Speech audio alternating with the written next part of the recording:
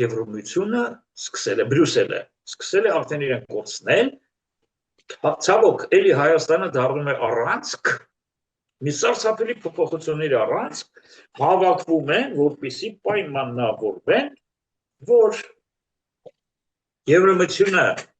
արհեստականորեն ընդլայնվում է, ստեղծվում է նոր մի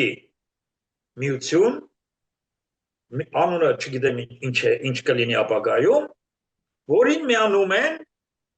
բոլոր նրանք, ովքեր հրավիրված են Հայաստան ամսի 3-ին, բոլոր դրանք եւ Ուկրաինան,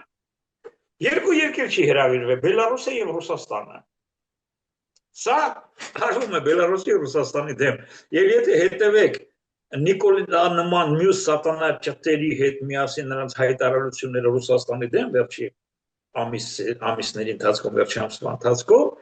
ապա պարզ է, որ շեշտը դրվում է, որ Հայաստանին քաշում հանում ենք Ռուսաստանի տակից, դնում ենք ադրել թուրքերի տակ, այդ սամիթին չի գալու Ալիևը,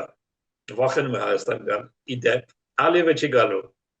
բայց հաջորդ սամիթը առնելու են Ադրբեջանում, Հարավային Կովկաս, պլյուս բոլոր Եվրոպայի երկրները, որոնք Եվրոմիություն չեն, այդ թվում Ուկրաինա, Անգլիա, Մեծ Բրիտանիա ներողություն, Ալբանիա, Չեռնոգորիա, Մակեդոնիա եւ այլն։ Այդ բոլորը դառնում են Եվրոմիության սատելիտներ եւ ստեղծում է մի նոր միություն Ռուսաստանի դեմ։ Ես ռուսական ալիքով հայտարարել եմ արդեն դրա մասին։ Ես դրա մասին արդեն հայտարարել եմ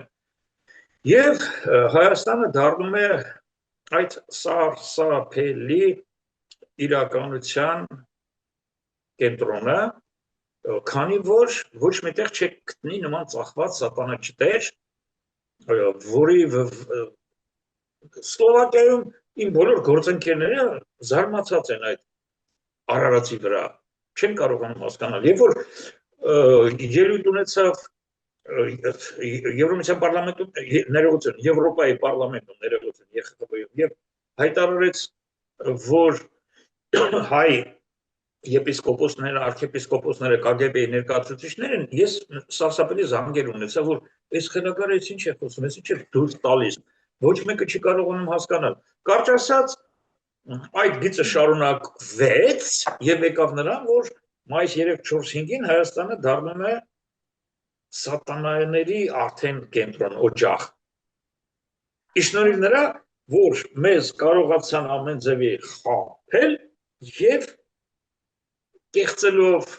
թե ինչով իրենց բոլոր մեքենայնությունները օգտագործելով 21 թվի կարողացան եւս մի անգամ սրան երկարացնել 7 տարի դարավ այս սատանայի գոյության տարեթիվը։